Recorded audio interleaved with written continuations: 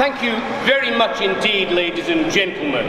The first question is, can you understand me without a microphone? Yes. We don't need a microphone. It's nice to speak without a microphone simply because I always feel that that imposes a curtain between me and the people that I'm talking to.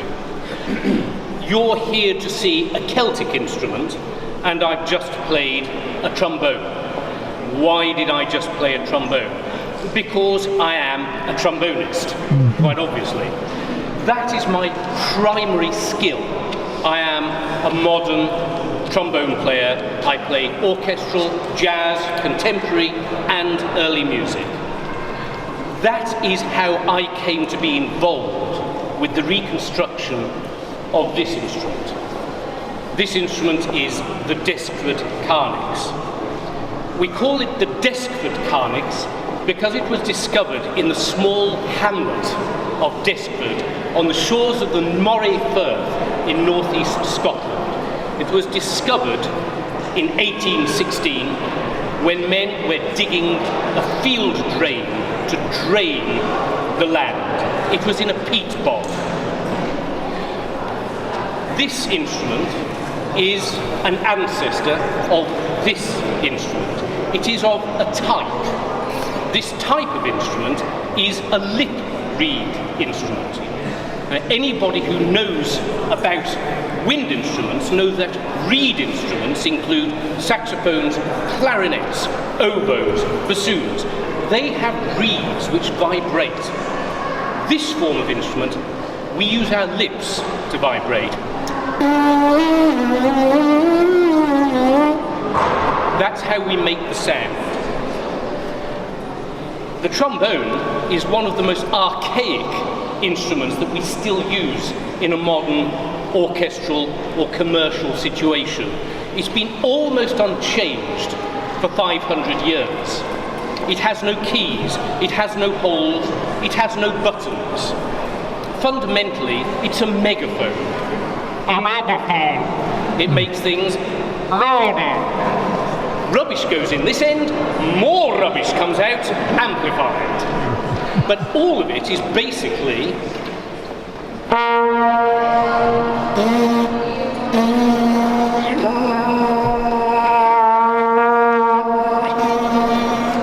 that. What is being created is a vibrating column of air in a tube. That is amplified, and that is what creates the tone of this instrument.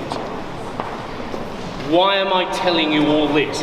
Because the act of reconstructing an instrument which is unknown in the contemporary world requires us to look for parallels. Parallels both in our own contemporary culture and in cultures which have disappeared, and in parallel cultures which are still active today. There's also, can I just ask, a show of hands, how many people so far have been in to see the wonderful Celtic exhibition? marvellous. Anybody who didn't put their hands up, please go, because it is quite simply the most superb and stunning assemblage of Celtic cultural artefacts that this country has ever seen in one place at one time. It is an unbelievable treasure. I have seen most of these things spread around Europe. I've never seen them all together, ever. And so it's a wonderful privilege to be here to talk to you tonight in this situation. This exhibition also concerns Celtic cultural identity. On the opening night of this exhibition, the person who gave the address was Jeremy Paxman, wonderful television journalist. He was, of course, asked to do that because of his wonderful rapier wit and because he is a master of debunking nonsense. He has a bullshit radar attached to his head. So any sort of woolly thinking, he smells it out and he hones in on it and he napalm bombs it. And that was absolutely wonderful.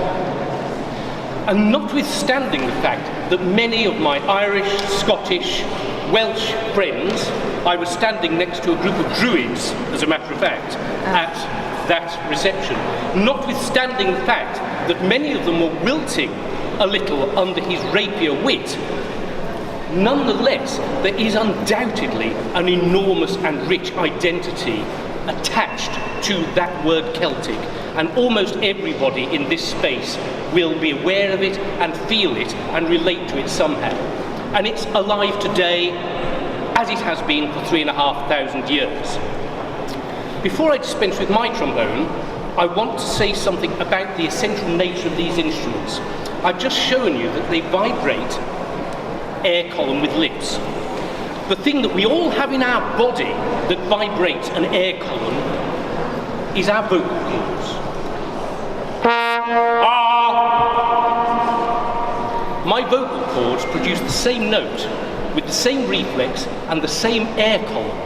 When I play this instrument, the instrument stands in for my body, this bell stands in for my head, and my lips stand in for my vocal cords. So this instrument is a super voice.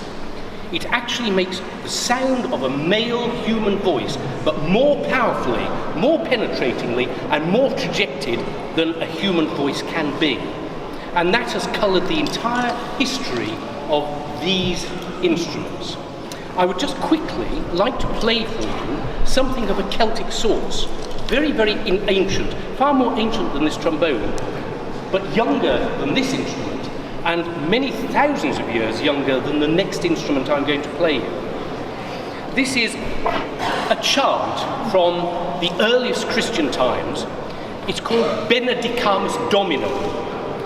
And this chant was first recorded in the early 4th century, and it is almost certainly of Coptic origin. That is, it is from the earliest desert Christian existence, where Judaism morphed into Christianity. And I'm then going to play you what we call a trope. A trope is a written improvisation, and it was written by a Scottish monk working on the little island of Inchcolm in the Firth of Forth, in the abbey on that Iona of the south, in the Firth of Forth. And it was written down in the 9th century, and it is based upon that ancient song, and it clearly shows, I hope you will agree, a Celtic sensibility in religious music, and it is completely distinct from anything that was being written in mainland Europe at the time. Here's the plain chant.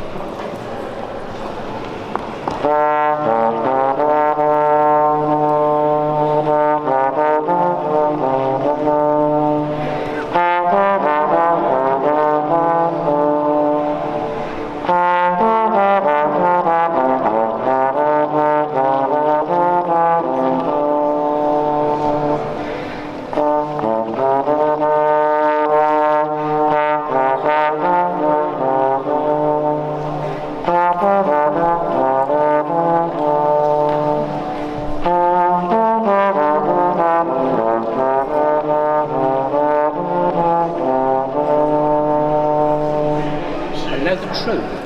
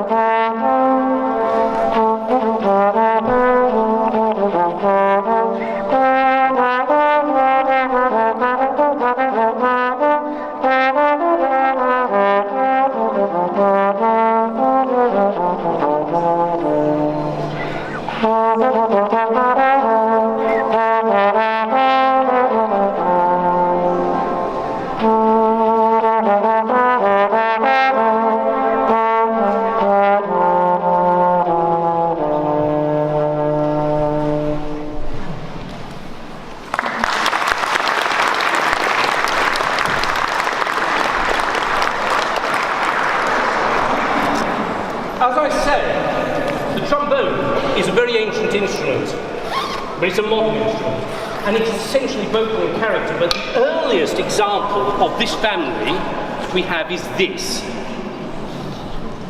Now, this is another important thing to note. This family of instruments comes from the period of human existence that we denote hunter-gatherer. All of these instruments, these lip-reed instruments, are created out of natural materials originally. They are horns, literally horns. They are shells. This is a very big fish supper. That's a lot of eating. And they are hollowed branches, for instance the didgeridoo of Australia, which actually contains, in its natural form, a very delicious, apparently, and nutritious insect, a termite, which is very sustaining to those who eat them. And in the process of gathering those termites, it was discovered that that hollowed branch was also a log drum and a wooden trumpet. People gathered, ate these fish all around the warm littorals of the sea as human beings walked out of Africa and spread around the world. When you have extracted the fish, in order to get the best out of it, you must wear a hole into the shell. If you smash the shell, the fish is full of sharp shards. And when you've done that and you get the lovely gravy in the bottom, you discover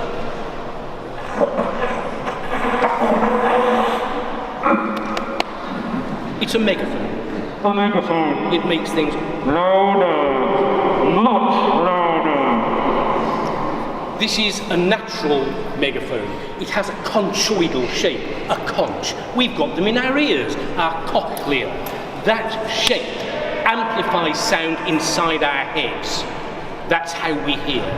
And human beings discovered very early that you could communicate by shouting, singing through these instruments, these shells, a beautiful nature object, also an instrument. And still, on Bali, for instance, you will find a male voice form of chanting, singing called kachak, where you have maybe 30 men sitting round together chanting with rhythmic pulses. Jack, jack, jack, jack, kachak, kachak, jack, jack, jack, jack, jack, jack. One man with a shell, the voice of a monkey spirit, converting his voice into something else. Perhaps something like this.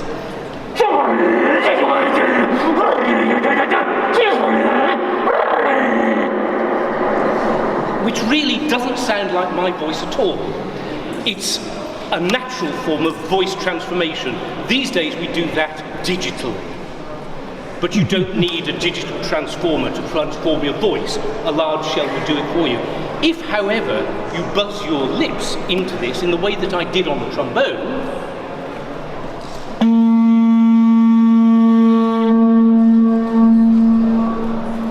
it becomes the most extraordinarily beautiful and penetrating horn.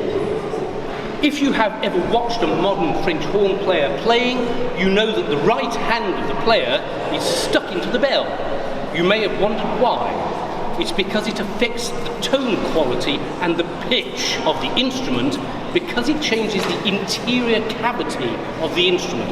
What would happen is if I put my hand into the shell and change its volume, air volume.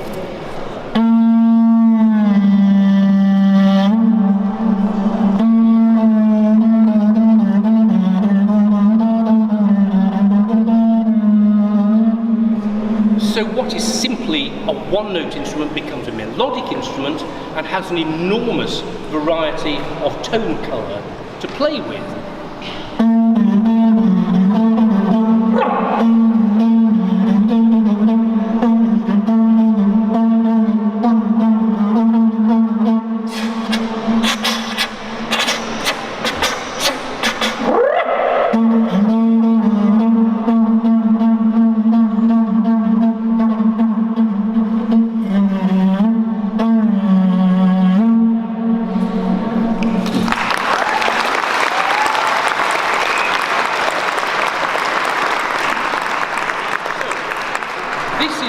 Very archaic instrument. It has been a form of money for many hundreds of thousands of years because they are so beautiful. And it has been a source of food, and it has been a source of sound creation and manipulation. And now on to what you thought you were going to see.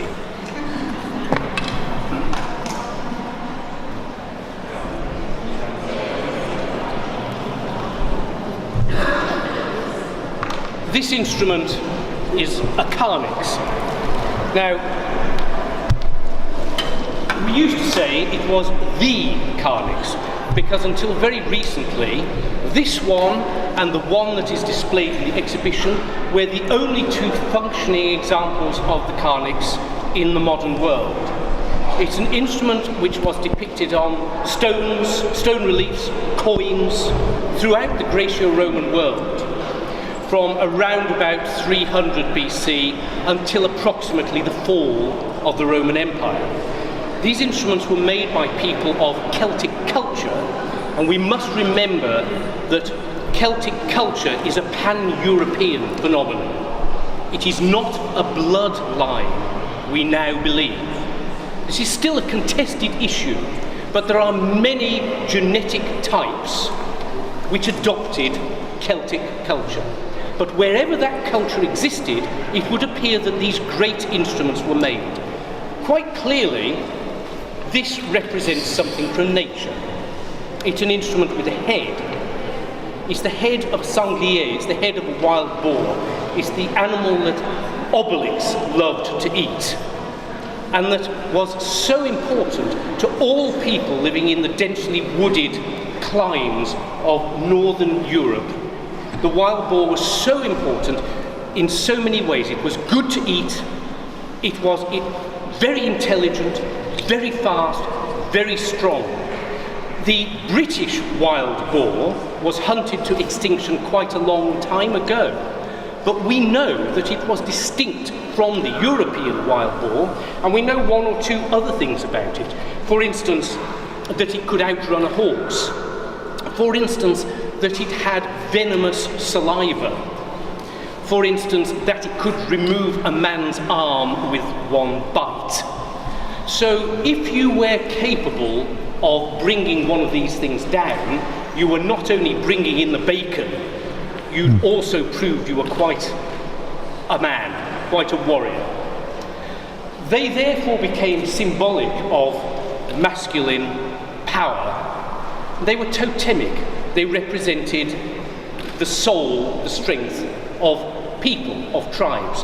Indeed, in one of the most ancient of the Scottish clans, which likes to trace its origins to the Picts, the MacKinnon clan of the northeast of Scotland, the wild boar is still the crest animal, and it has been the crest animal since well before the period at which the Scots overcame the Picts and absorbed them. So, this instrument was made by Proto-Pictish people approximately the time of Christ, just before, just afterwards. It was deposited in a peat bog, but it wasn't lost. It was sacrificed. It was ritually dismembered. It was a propitiation. We do not know why, but we can say that in a lochen with a cranog, that is a man-made island in a lake, a sacred water site, over a period of about 200 years, there had been many sacrifices, and this musical instrument was the most fabulous of them. So quite obviously, the instrument had been in use for a long time, and it was considered to be very important. Therefore, to sacrifice it was a major act of propitiation. What was discovered, you will see in a cabinet in the exhibition, simply the head. The head is very complex as an object. It has a movable jaw, and the jaw was still totally intact when it was discovered. It has a tongue of wood mounted on a bronze leaf spring in its throat. That also was still there when it was discovered. It has a soft palate which is ridged. If you rub your tongue over the roof of your mouth, please do it. You can feel the vestigial ridges on the roof of your own mouth. That is because in the process of becoming human beings, we have passed through a ruminative stage. We have passed through a stage when we needed to digest rough vegetable matter. And those ridges are still there. There's another thing you can feel on the roof of your mouth. You can feel a line that goes right back towards the soft palate. And that line is where your head and my head are joined. And it goes right up through our head, and at the top, our skull is joined.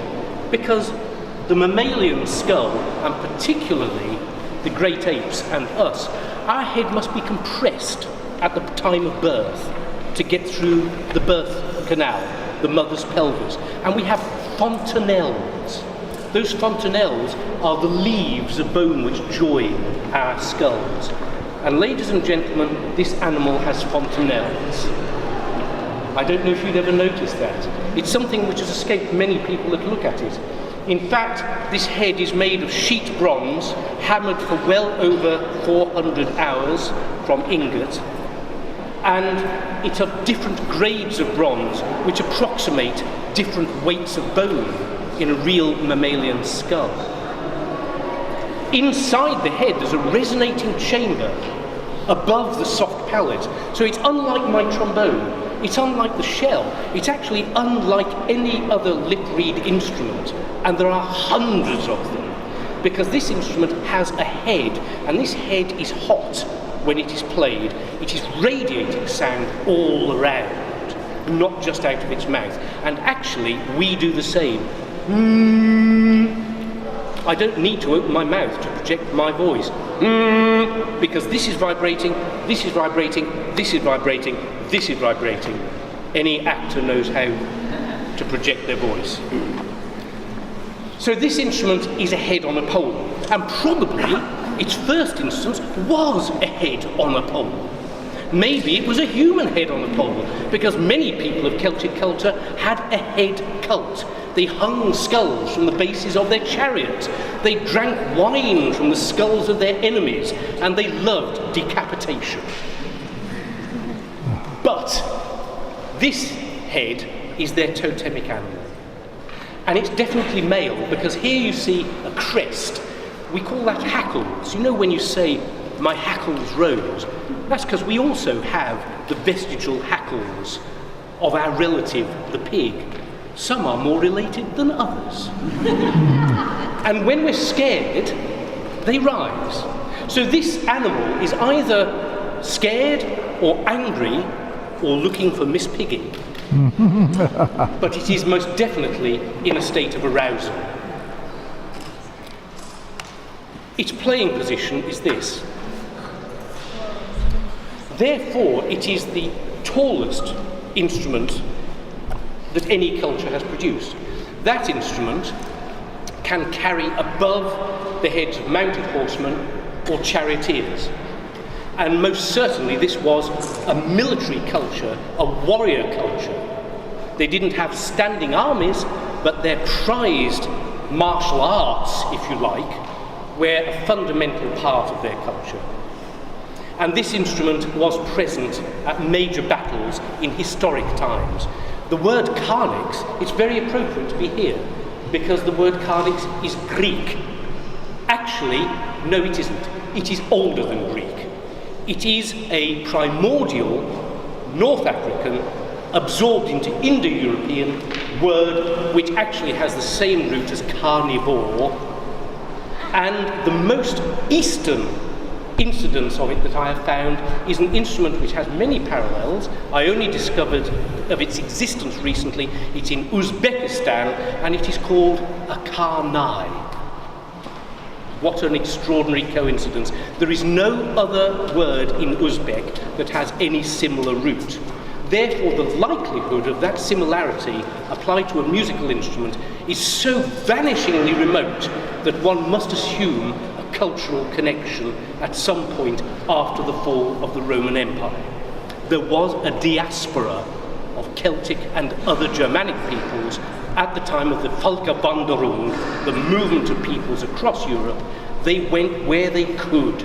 They went where they could to fight, to trade, to start a new life, and to get away from the people that were driving them in front of them. If I play this instrument in the same way that I play the trombone, you'll hear that it's very loud.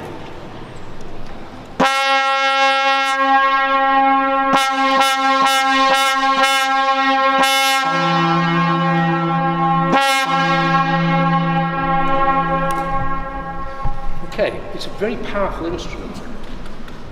However, there is a convention, there is a certain conservatism in archaeological circles which derives from received knowledge. We hugely respect our Greek and Roman sources. Whenever Greek and Roman or Graeco-Roman people met this instrument, it was in the hands of enemy people. They loved to glorify their enemies, particularly their military prowess, to show how clever they were by having wiped them out. We still tend to do that today. The noble savage. So, this instrument is reflected in triumphal arches, frequently, on coins, Graeco-Roman coins, Gallo-Roman coins, many in Britain. Normally, however, it's shown reduced in size, or upside down, or broken, or trampled underfoot. There is only one Celtic representation of this instrument in playing position. It is the only proof that we have of any method of playing the instrument, and that proof is here in the museum right now. And it is called the Gundestrup cauldron. It is a magnificent ritual cauldron, silver, and is covered in repoussé work, hammered and traced metalwork. And there are 3 Carnyx players, and those 3 Carnyx players are all holding this Carnyx aloft. Therefore, we know that that particular culture, and it is not Scandinavian, we think it is Scythian, I believe. We certainly think it is eastern, from the eastern part of Europe, and it was raided by the Vikings, taken and buried in Gundestrup, Denmark. But it's not Viking. However, recent discoveries in France and Italy have cast a totally new light on this instrument.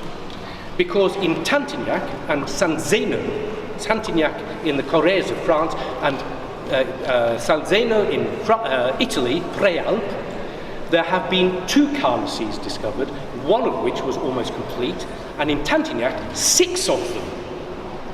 And I actually am honoured to have the first reconstruction of that instrument in Scotland right now, and I'm going to be playing it in Rome in 2 weeks' time. Now that instrument, however, is not played like this instrument. It doesn't look like this instrument, apart from the fact that it has a head, but it has, instead, it has a straight mouthpipe, this shape. And in fact, if I show you this, this is the mouthpipe in gold and silver of the Tantignac Carnyx. This means that that instrument could not be played like the Tantignac Carnyx, like the Desert Carnyx. If I put a straight mouthpipe onto this, I can make the same sound. Okay. same sound. However, quite clearly, there is a big problem if I want to play it straight up. There's only one way I can do it.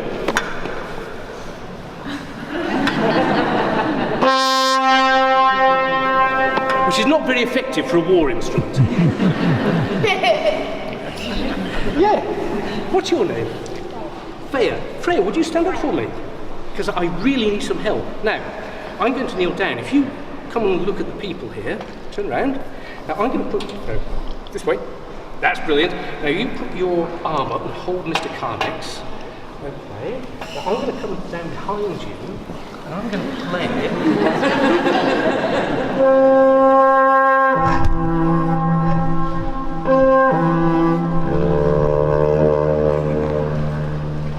Now, you just walk forward slowly.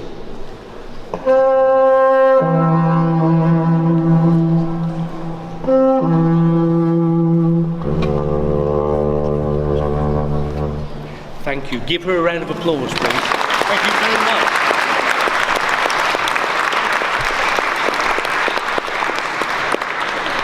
Now, what did that do to you? What did that do to you? That gave you a completely different impression of this instrument. Suddenly, it iconographically, it physically means something totally different.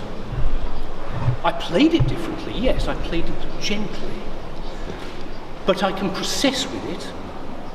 I can use it with another human being, and it looks at you, baby, instead of shouting at you, mate.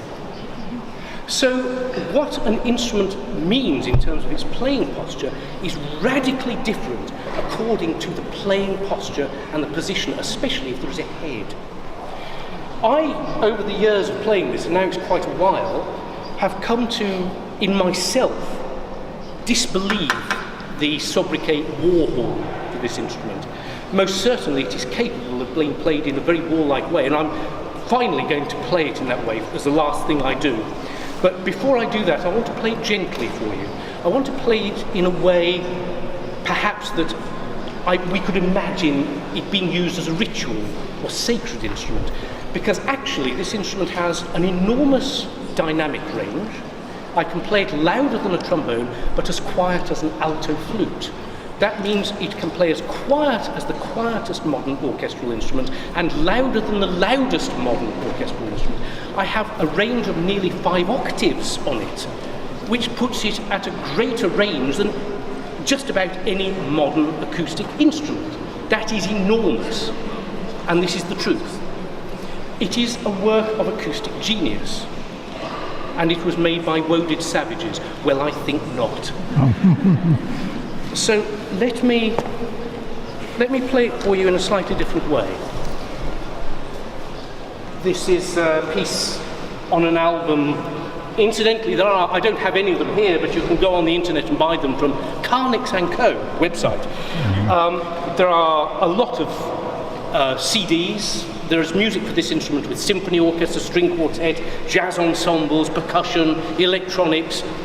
It is an instrument which has been asleep for 2,000 years, but all you have to do to reawaken an instrument is to have an idea. Musical instruments are to express human ideas. Therefore, the reconstruction of a musical instrument is in a class utterly different to the reconstruction of any other archaeological object. If you reconstruct a cauldron, you are not going to make your family dinner in it. If you reconstruct a chariot, you're not going to work in it. If you reconstruct a toga, you're not going to go to the office in it. Well, not if you want to go to the office the next day anyway. If you reconstruct a musical instrument, find out how it works and use it, it is as valid as the moment at which it was first used.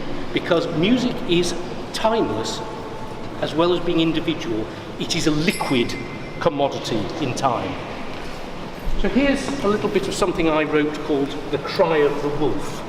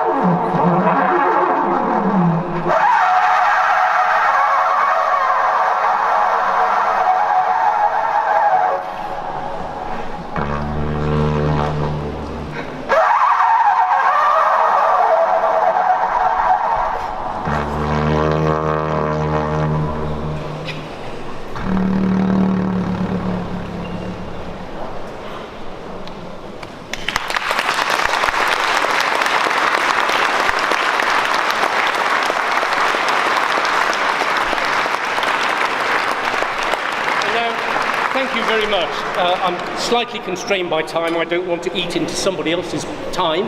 There are lots of wonderful things going on. The last piece I'm going to play is actually for 5 of these instruments. Of course, there's only me playing. The other 4 are pre-recorded, and my very good friend who helped me to make this piece nearly 20 years ago is sitting in the front row here, John Whiting, one of the greatest sound designers that has ever worked in Britain. It's nice to have John here with me tonight.